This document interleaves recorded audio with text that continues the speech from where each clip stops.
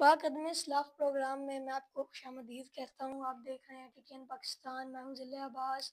آج ہمارے مہمان عظیم مذہبی اسکالر صاحبزادہ علامہ پیر علی احمد شاہ طیبی پانی ٹی پاکستان کوآرڈینیٹر کرامت ریپبلک ہائی اسکول۔ ناظرین، میں آپ کو بتاتا چلوں کہ شاہ صاحب ہمارے استاد محترم ہیں اور اسکول کے کوآرڈینیٹر ہیں۔ تو چلیے آج ہم سے حضرت ابوبکر صدیق رضی اللہ تعالیٰ عنہ کی شان کے بارے میں جانتے ہیں۔ ہم ان سے سوال کریں گے کہ حضرت ابوبکر صدیق کا اصل نام کیا تھا؟ حضرت ابوبکر صدیق کو صدیق اکبر کیوں کہا جاتا تھا؟ حضرت ابوبکر صدیق کی خلافت کا کوئی واقعہ؟ حضرت ابوبکر صدیق رضی اللہ تعالیٰ عنہ نے کتنی عمر میں اسلام قبول کیا؟ آپ نے اسلام کے لیے کیا کیا؟ اور کچھ لوگ فدق کے باغ کو لے کر احتراز کرتے ہیں۔ آئیے ان سارے سوالات کا جواب استاد محترم سے معلوم کرتے ہیں۔ وعلیکم وعلیکم السلام۔ اور سنائیں، آپ ٹھیک ہیں؟ الحمدللہ، اللہ کا شکر ہے بیٹا، کرم اللہ کی ذات۔ آپ کے رمضان مبارک کیسا گزرا؟ رمضان مبارک زبردست ماشاءاللہ۔ آج 13 رمضان ہے تو کیا بات ہے، ماہ مقدس کی برکتیں باہر لوٹ رہے ہیں اور کیا ہونا۔ جی، ہم آپ سے کچھ سوال کرنا چاہتے ہیں جی حضرت ابوبکر صدیق کے بارے میں۔ تو ہم آپ سے کہنا چاہتے ہیں حضرت ابوبکر صدیق کا اصل نام کیا تھا؟ بسم اللہ الرحمن الرحیم۔ ناظرین، جیسا کہ آپ پروگرام بقدم اسلاف جو بچے نے سوال کیا ہے وہ بھی جواب دیتا ہوں۔ بقدم اسلاف پروگرام جو ہر رمضان میں ہر منگل کو ہم چلایا کرتے ہیں، تو آج کا جو پروگرام ہے اور اس پروگرام کا جو ٹائٹل وہ آپ کو پتہ ہے بقدم اسلاف ہے، اور آج کا ہم نے جو اپنے اصلاح میں جن کو چنا ہے وہ حضرت ابوبکر صدیق ہے۔ سب سے پہلے میں جناب ابوبکر صدیق رضی اللہ تعالیٰ عنہ کا تعارف بتاتا چلوں، یا بچے نے کہا کہ ان کا اصل نام یعنی کہ کیا ہے۔ تو حضرت ابوبکر صدیق رضی اللہ تعالیٰ عنہ کو نیت القبا ملے ہیں، لیکن جو آپ بچپن میں جب پیدا ہوئے تھے اس وقت ابوبکر صدیق رضی اللہ تعالیٰ عنہ کا جو نام گھر والے رکھا تھا، آپ کے والدین نے ابو القعبہ رکھا تھا، ابو القعبہ رکھا تھا۔ اور اس کے بعد جب آپ نے اسلام قبول کیا تو حضور نبی علیہ السلام نے آپ کا نام عبداللہ رکھا۔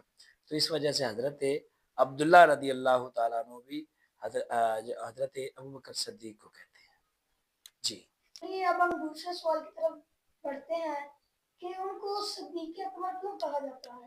اچھا، یہ بھی بڑا امپورٹنٹ سوال، بڑا نالجی، خاص طور پہ جو اسٹوڈنٹ ہمارے حضرات ہیں، بچے ہیں، نئی جنریشن ہے، کہ میں نے جیسے پہلے بات کی کہ آپ کا نام جو ہے نا وہ عبداللہ ہے، تو آپ کو صدیق اکبر کیوں کہا جاتا ہے؟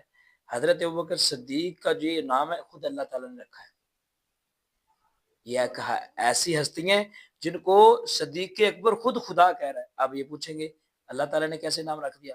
جب حضور نبی علیہ السلام معراج پہ گئے، واپس آئے، کفار نے نہ مانا، پھر ابو جہل نے دروازہ کھٹکھٹایا جناب ابوبکر صدیق کا، جا کے کہا اگر کوئی کہے کہ میں راتوں رات یہاں سے گیا ہوں فلسطین یعنی مسجد اقصیٰ میں، بیت المقدس میں، مسجد حرام میں، پھر واپس آیا ہوں، تو یہ کیسے ہو سکتا ہے، کیا تم مان لو گے؟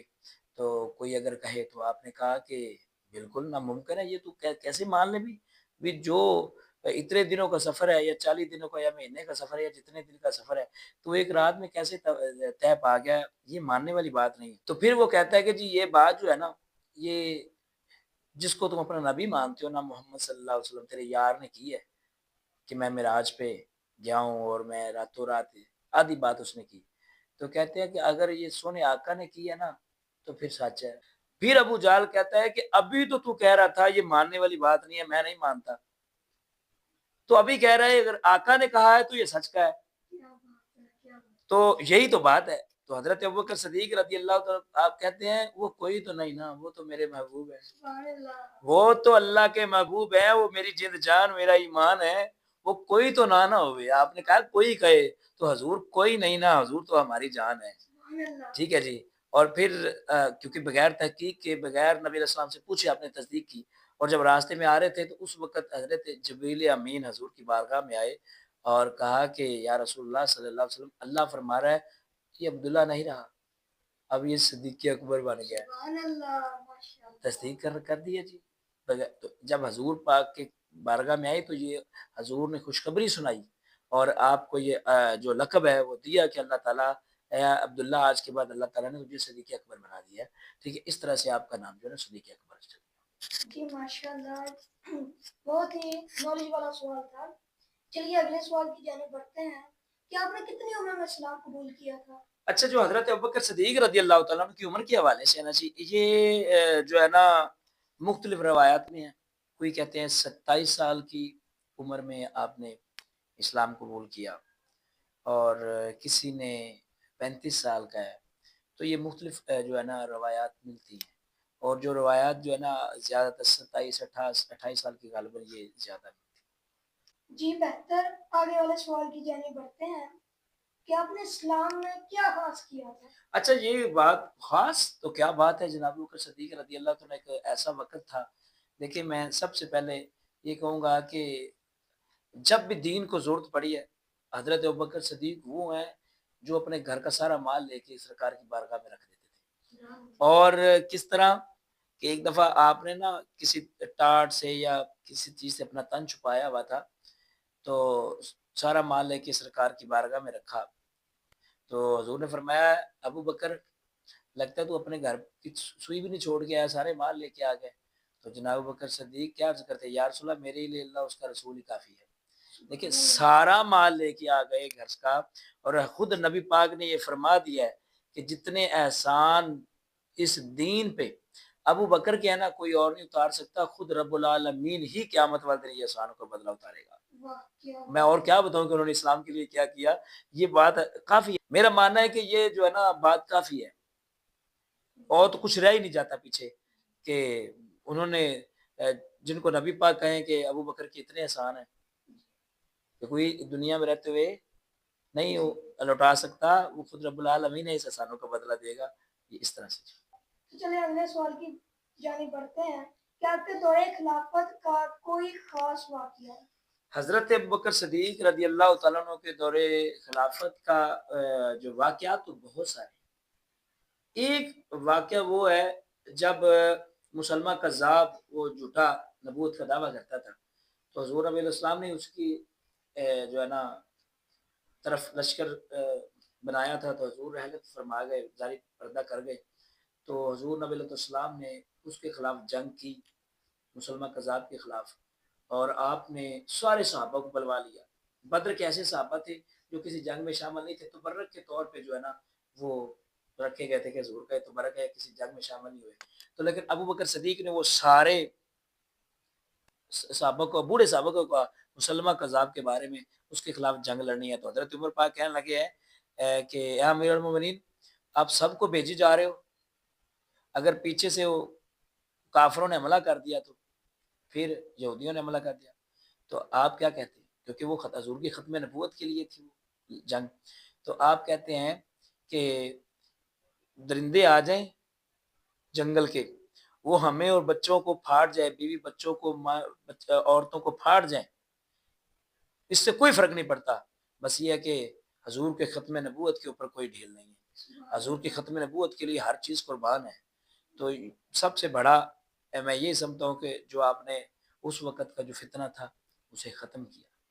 بہت زبردست جواب دیا استاد محترم نے۔ چلیں اگلے سوال کی جانب۔ کچھ لوگ باغ فدق کے کو لے کر حضرت ابوبکر پر اعتراض کرتے ہیں، تو اس کے بارے میں آپ کی کیا رائے ہے، آپ کیا کہتے ہیں؟ اچھا، یہ بعض اوقات نا علماء یہ کہہ بھی چکے ہیں، بہت سارے علماء نا یہ کر چکے ہیں، سوالوں کے جواب دے چکے ہیں، لیکن میں ایک بات بتانا چاہتا ہوں اس سے پہلے، بات آج لمبی تھوڑی سی شاید ہو جائے۔ وہ ایک ہمارے علامہ صاحب ہیں، وہ ایک مثال دیتے ہوتے ہیں، ٹھیک ہے، یہ نہیں پتا وہ کس مسلک کے ہیں، لیکن انہوں نے بڑی ٹف بات کی تھی۔ انہوں نے یہ کہا کہ ایک بچہ پیدا ہوا تو اس کو نا سبز لینز لگا دیے گئے، تو وہ جب بڑا ہوا نا تو اس نے تو سبز ہی دیکھا تھا، وہ جس چیز کا نہیں، یہ نیلا ہے وہ کہے جی نہیں سبز ہے، وہ یہ پیلا ہے وہ کہے سبز ہے، تو یہ نا اس طرح سے کسی نے وہ لینز لگا دیا۔ یہ عقل کے اندھے ہیں جو باغ فدق کا معاملہ لگاتے ہیں۔ دیکھیں بخاری کی غالباً یہ حدیث پاک ہے۔ باغ فدق اصل ہے کیا، میں یہ بتاتا ہوں، یہ ایک باغ ہے جو حضور نبی علیہ السلام کے ظاہری زمانہ میں فتح کیا گیا تھا، ٹھیک ہے، تو اسلام کے حصے میں آ گیا، تو لوگ کہتے ہیں جی جناب پاک فاطمہ زہرا دربار صدیق اکبر میں آئیں اور 8 گھنٹے کھڑی رہیں، اپنے بابا کا حق مانگتے رہیں، تو یہ بالکل غلط ہے۔ جھوٹی روایت ہے، اور یہ خارجی گروہ جو ایسے رافضی گروہ جو ہے نا وہ اس طرح سے کرتا ہے. دیکھیں حضرت ابو بکر صدیق کے پاس بی بی پاک فاطمہ زہرا چل کے نہیں آئی. آپ نے پیغام بھیجا تھا کہ میرے بابا کے آنکھ میں سنا ہے کہ وہ باغ ہے تو وہ ذرا ہمیں دیا جائے وہ حصہ. تو آپ نے کیا فرمایا؟ آپ کہتے ہیں سجدہ سے جا کے کہو کہ میں حضور کے قانون کو بدل نہیں سکتا. سبحان اللہ. یہ دیکھیں بی بی پاک فاطمہ زہرا کو یہ سوال کرنے والے کون ہوں گے؟ جو لوگ منافق تھے، ابو بکر صدیق کی خلافت کو نہیں مانتے تھے، انہوں نے یہ جان بوجھ کے سوال کروایا تھا. تو جناب ابو بکر کی آپ دیکھیں عدل پہ، آپ کی سچائی پہ قربان. کیا کہتے ہیں کہ جا کے حضور کی پاک بیٹی کو کہہ دو میں حضور کے قانون کو بدل نہیں سکتا، کیونکہ میں حضور کے لبوں سے سنا ہے کہ حضور نبی علیہ السلام نے فرمایا اے میرے غلاموں، یہ جو میری جائیداد ہے نا، یہ میرا کوئی ورثہ نہیں ہے، وراثت نہیں ہے، یہ وراثت نہیں ہے، یہ تو صدقہ ہے. اب مجھے یہ بتائیں، اتنا ماشاءاللہ بچہ سمجھدار تو ہے، کیا کہتے ہیں سید کو صدقہ نہیں لگتا. تو جب جس وراثت کو کیا کہا صدقہ ہے، تو کیا سید کو صدقہ لگتا ہے؟ نہیں لگتا. تو بی بی پاک فاطمہ کون ہے؟ سید ہے. اب مولا علی کون ہے؟ امام حسن حسین کون ہے؟ اچھا سید ہے. یہ تو بات ہوگی. اب سید کو صدقہ لگتا نہیں ہے، پھر کس نے کس کا حق مارا؟ کسی نے کسی کا حق نہیں مارا. ٹھیک ہے. اگلی بات یہ بتا دوں کہ اگر باغ فدق کا ایسا مسئلہ ہوتا تو چلو جی حضرت ابوبکر صدیق کے زمانے میں نہیں بولے، عمر پاک کے زمانے میں بولے تھے، عمر پاک کے زمانے میں بولے تو عثمان پاک کے بارے. اور جب حضرت عثمان پاک شہید ہوئے تو امیر المومنین حضرت مولا علی تھے. تو حضرت یہ کوئی ایک روایت دکھا دیں وہ لوگ جو کہتے ہیں کہ حضرت مولا علی سرکار نے کہا لو جی یہ باغ فدق ہمارا تھا، ہماری حکومت ہے، ہم نے لے لیا. اگر ان کا تھا واقعی ہی شریعت میں تھا تو کیا وہ لے نہیں سکتے تھے؟ اپنی حکومت میں لے سکتے تھے. اچھا اس کے بعد 3 ماہ کچھ دن حضرت امام حسن پاک بھی بیٹھے خلافت میں، تو وہ کہہ سکتے تھے یہ تو ہمارا ہے. جب انہوں نے نہیں کہا، توجہ کرنا، کہتے ہیں نا یار تو نہیں، اسی صرف اپنے بڑیاں دی وجہ تو چپ ہو گئے ہیں. اب مجھے یہ بتائیں، بڑوں نے نہیں مانگا، آج کوئی نام لے، اس کا مطلب وہ تو اپنے بڑوں کا بھی بے ادب ہے. اپنے بڑوں کا بے ادب نکلا نا جب بڑوں نے فیصلہ کیا کیا ہے، حضور کی حدیث کو مانا بڑوں نے، اور یہ نہیں مان رہے جو حضور کی حدیث کو نہ مانے وہ کدھر جائے گا. یہ بس کیونکہ دیکھیں پروگرام ایسا ہے کہ ہم محبتیں بانٹیں، لیکن یہ کچھ ایسے مسئلے مسائل ہوتے ہیں جس کو کور کرنا بڑا مشکل ہوتا ہے. میں سادہ سا لفظ بولوں، وہ صدقہ ہے نبی پاک کی طرف سے امت کے لیے. جی آج کے سیگمنٹ کا آخری سوال کرتے ہیں کہ حضرت آدم علیہ السلام کو کون سا پھل کھانے کے بعد جنت سے نکال دیا گیا تھا؟ یہ کچھ لوگ کہتے ہیں کہ یہ شیطان نے ان کو بہکایا تھا. سنائے باتیں ہیں تو چلے آئیے آج شاہ صاحب سے اس کے بارے میں بھی پوچھ لیتے ہیں. اچھا یہ جو کوشچن ہے اس کی یعنی میں آپ کو بتا دوں کہ پروگرام سے پہلے اس کی کوئی نہیں ہوتی، تو بچہ ہے اس نے سوال کیا، بچوں کے لیے نالج کے لیے ضروری ہے. چلو میں اس کا جواب دیتا ہوں کہ آپ نے گندم کا پھل تھا جس اللہ تعالیٰ نے کہا تھا اس پھل سے دور رہنا، تو شیطان کہتے ہیں جنت میں نہیں جا سکتا، یا شیطان گیا تو کیسے ہی ہوا؟ باب آدم موجود نہیں تھے، پاس نہیں تھے، تو سانپ کی شکل میں یہ آیا تھا شیطان، اور آ کے پھر دوبارہ آیا تو کہتا ہے اما ہوا کو کہ یہ پھل کھاؤ. آپ نے کہا نانا اسے منع کیا گیا. تو کہتا ہے اسی میں تو سارے مزے ہیں، بہکا دیا نا اما ہوا کو. اب اما ہوا نے کیا کیا؟ جب وہ پھل کھانے لگے کہتے ہیں ایسے نہ کھاؤ، یہ آدھا کاٹ لو، آدھا تم کھا لینا، آدھا اپنے آدم کو دے دینا، اپنے شوہر کو. اب دیکھیں اب جب وہ آئی تو کہا کہ یہ پھل کھائیں، تو آپ نے کہا یہ کیا کر دیا، اس نے منع کیا تھا. تو کہتے ہیں میں نے سنا ہے کہ اس کا ایسے معاملہ ہے، اس کو کھانے کا مزہ ہی لگے. تو آپ کو مجبوراً پھر کھانا پڑا، بابا آدم کو مجبوراً میں کھانا پڑا. پتہ تھا کیونکہ گندم کھایا تو پیخانہ آنا تھا، پیشاب کی عادت ہونی تھی. تو پھر اس وقت جو ہے نا آپ نے بھی کھایا، تو پھر اللہ تعالیٰ نے زمین پہ جو ہے نا بھیجا. اور دیکھیں اگر دل میں، چلو اس میں ایک سبق بات بتاتا ہوں، وہ بات چھوڑ دیں، وہ بات چھوڑ دیتے ہیں. کہتے ہیں جی بابا آدم نہ کھاتے، بابا آدم نہ کھاتے، نہ مہوا کھاتی تو جنت. او بھائی کیوں جی؟ یہ تو ہونا تھا، یہ تو ہونا تھا، دنیا قائم ہونی تھی. یہ سارے معاملات ہونے تھے، لیکن یہ گندم والی حکمت والی بات تھی. ٹھیک ہے. اقبال نے کیا فرمایا؟ نکالا ہم کو جنت سے فریب زندگی دے کر. آدم کو نکالیں گے تو آدم کہتے ہیں اللہ کتنے جاواں گا. آپ نے فرمایا آدم تو کھیتی باڑی کرے گا، اب تو محنت کرے گا. میں جہاں بغیر محنت کے کھا رہا تھا، تو وہاں تجھے محنت کرنی پڑے گی. پھر یہ چیزیں تو اقبال نے کیا فرمایا؟ کہتے ہیں نکالا ہم کو جنت سے فریب زندگی دے کر، وہ دیا پھر شوق جنت کا، کیوں یہ حیرانی نہیں جاتی. جی ناظرین، آج کا پروگرام آپ کو بہت پسند آیا ہوگا. ملتے ہیں اگلے منگل کو. اللہ حافظ.